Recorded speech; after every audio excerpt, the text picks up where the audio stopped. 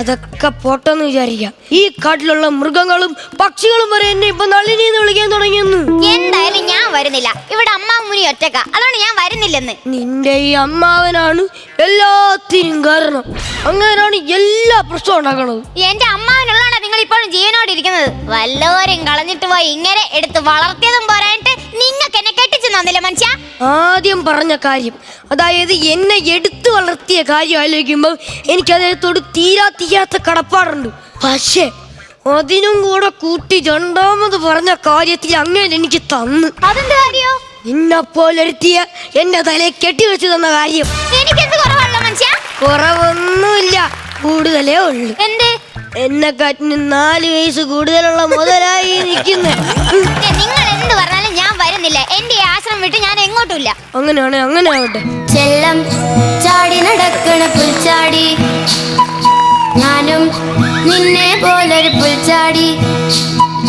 തുള്ളിത്തുള്ളിയലപ്പ് കൂട്ടില്ലാതെ rip, നീയോ ഞാനോ ഞാനോ നീയോപ്പ്. കണ്ടോ, സ്വന്തമായിട്ട് കുതിരയില്ലാത്തതുകൊണ്ട് കുതിരയുടെ ആക്ഷൻ കാണിച്ചു വരുന്നത് കണ്ടു. അയ്യോ, കുതിരയുടെ ആക്ഷൻ കാണിച്ചു വന്നതൊന്നല്ല. കാലിൽ നിറയെ ആണിയാ, നിലത്തൂത്താൻ പറ്റുന്നില്ല, അതുകൊണ്ടാ ഇങ്ങനെ വന്നത്. അയ്യോ, ഒരു കാര്യം ചോദിച്ചോട്ടെ, ഇവിടെ ഇത്രയും വലിയ ജഗളം നടന്നിട്ട് അമ്മാവനിത് എവിടെ ആയിരുന്നു? നാം ആ കാട്ടിൽ ഒറ്റയ്ക്ക് യാഗത്തിന് പോയതായിരുന്നു. അമ്മാവ് ഒറ്റയ്ക്ക് യാഗത്തിന് പോകുന്നുണ്ട്. അപ്പുറത്ത് മുനി അമ്മാവിന് തരാൻ പറഞ്ഞു. എന്താ ഇത്? അമ്മാവൻ ഈ കൊച്ചു എളുപ്പം കാലത്ത് ഒറ്റയ്ക്ക് യാഗത്തിന് പോകുമല്ലോ, അതുകൊണ്ട് പുള്ളിക്ക് അതുവഴി നടന്നു പോകാൻ പറ്റുന്നില്ല.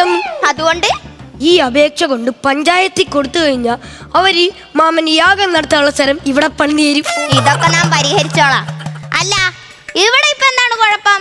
എനിക്ക് നളിനി രാജൻ എന്ന പേര് കേട്ട് ഞാൻ മടുത്തു. ഞാൻ സാധാരണ ഭർത്താവിന്റെ പേരല്ലേ ആദ്യം പറഞ്ഞത്, ഇവിടെ നേരെ തിരിച്ചാ ഭാര്യയുടെ പേരാണ് ആദ്യം വന്നത്. ഇതൊക്കെ ഒരു കുഴപ്പാണോ?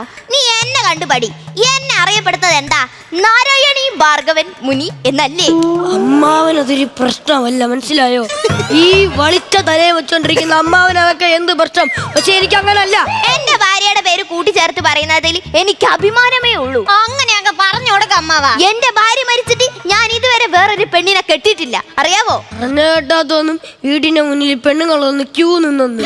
ആദ്യത്തെ ഭാര്യ ആറ്റി തള്ളിയിട്ട് കൊന്നോണ്ടല്ലേ നിങ്ങൾക്ക് വേറെ പെണ്ണ് കിട്ടാത്തത്, അതുകൊണ്ടല്ലേ നിങ്ങൾ കല്യാണം കഴിക്കാത്തത്. ആ ദുഃഖം ഞാൻ ഇപ്പോഴും അനുഭവിക്കുന്നു. അതെ, ഞാൻ ഒരു കാര്യം ചോദിച്ചോട്ടെ, എന്റെ പൊന്ന് ഷാജോ മുനിച്ചേട്ടാ, നിങ്ങൾ ഇത് കേക്കണം. ഷാജോ മുനിച്ചേട്ടനോ? ഇത് കാടല്ലേ, ഇവിടെ വരുന്നവരെയൊക്കെ മുനി ചേർത്തേ പറയാവൂ. ഞാനൊരു യാഗത്തിന് പോകാത്തവനാണോ? അല്ല. ഞാൻ അധ്വാനിക്കാത്തവനാണോ? അല്ല. പിന്നെ എന്തിനെല്ലാരും എന്നെ ഇങ്ങനെ നളിനി രാജൻ എന്ന് വിളിച്ചോണ്ടിരിക്കണത്? മോനെ നളിനി അല്ല, രാജൻ മുനി. നിനക്കറിയോ എന്നറിയത്തില്ല, പണ്ട് ആരോരുമില്ലാതെ ഈ പുഴയിൽ ഒരു പാളയിൽ ഒരു ചേരക്കുഞ്ഞൊഴുകി വന്നു. ചോരക്കുഞ്ഞൊഴുകി വന്നു. അതിനടുത്ത് ഇത്രയും ഞാൻ വളർത്തിയിട്ട് ഇപ്പൊ അതിനോട് തറുതല പറയുന്നു. അന്ന് ഒഴുകി വന്ന സമയത്ത് ഒരു കമ്പെടുത്ത് കിണ്ടിക്കളഞ്ഞായിരുന്നു, ഞാൻ ഏതായാലും അറബിക്കടലിൽ പോയി ജീവിച്ചേന്. ഇതിനെക്കാട്ടും നല്ലതല്ലയോ? എടാ, ഇപ്പൊ നിനക്ക് അമ്മാവനെന്ന് വിളിക്കാൻ ഞാനെങ്കിലും ഉണ്ട്. നീ അറബിക്കടലിലായിരുന്നെങ്കിലേ നീ സ്രാവിന് അമ്മാവനെന്ന് വിളിക്കുമായിരുന്നോടാ. ആധാർ കാർഡിന് പോലും വേണ്ടാത്ത ഈ തലയും വെച്ചോണ്ട് ഇമാതിരി സാധനം അടിക്കരുത്, മനസ്സിലായോ? ഇങ്ങനെ നേരായ വലിയ മുനിയായതാണെന്നൊന്നും എനിക്ക് തോന്നുന്നില്ല. ആരോരുമില്ലാത്ത നിന്നെ 4 നേരം ഭക്ഷണം തന്നിട്ട് തീറ്റിപ്പോറ്റി വളർത്തിയില്ലേ, എന്നിട്ട് അതിന്റെ ഒരു നന്ദിയെങ്കിലും ഉണ്ടാടാ? 4 നേരം ഭക്ഷണം തന്ന് തീറ്റിപ്പോറ്റിയെന്ന് 2 വർഷം മുമ്പേ നിങ്ങൾ എന്നെ കാണണമായിരുന്നു. പൊക്കിളുതായി ഇവിടെ ഒട്ടിയായിരുന്നു. അമ്മാരിയാണ് ഇങ്ങനെ പട്ടിണി കിട്ടുക, അറിയാവോ? എടാ ധിക്കാരി, നിന്നെ ഞാൻ ശപിക്കും. നിങ്ങൾ എന്നെ വലിക്കും. ഞാൻ ഏതായാലും ഇവിടെ നിന്ന് പോവുക. നീ വരുന്നുണ്ടേ വാ. ഞാൻ സാധനങ്ങളൊക്കെ എടുത്ത് വണ്ടി കയറ്റാൻ പോവുകയാണ്. ആദ്യം മുളക്കട്ടിലെടുത്ത് വണ്ടി കയറ്റാം. ഏത് മുളക്കട്ടില്? അത് അമ്മാവ നിലത്ത് കിടക്കുന്ന വിറച്ചിട്ട് അപ്പൊ പഞ്ചായത്തുകാരത് കണ്ട് അത് അങ്ങ് കൊടുത്ത്. അതാണ്. അല്ല, അതിന് നിങ്ങൾ എങ്ങനെയാവുക? എന്നാ പിന്നെ അകത്ത് കിടക്കുന്ന അലമാര എടുത്ത് വണ്ടി കയറ്റാം. ഏത് അലമാര? അത് എന്നെ കെട്ടിയതിന് എന്റെ മൂത്ത അമ്മാവൻ തന്നതാ. അതെങ്ങനെ നിങ്ങളെയാവുക?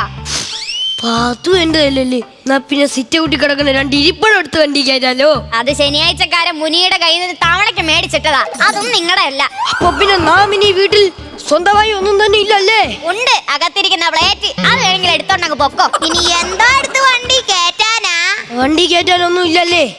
എന്നാ പിന്നെ നിങ്ങൾ 2 പേരും കൊണ്ടൊരു കാര്യം ചെയ്യും. നിങ്ങൾ 2 പേരും എങ്ങനെയാലും എന്നെ എടുത്താ വണ്ടിയിലൊന്ന് കയറ്റി ഞാൻ എവിടെയെങ്കിലും ഒക്കെ പോയി രക്ഷപ്പെട്ടോളാ. അത് വേണോ നളിനി? ഫ്ലവേഴ്സ് സ്മാർട്ട് ഷോ ശനി ഞായർ ദിവസങ്ങളിൽ രാത്രി 9:30 ഫ്ലവേഴ്സിൽ.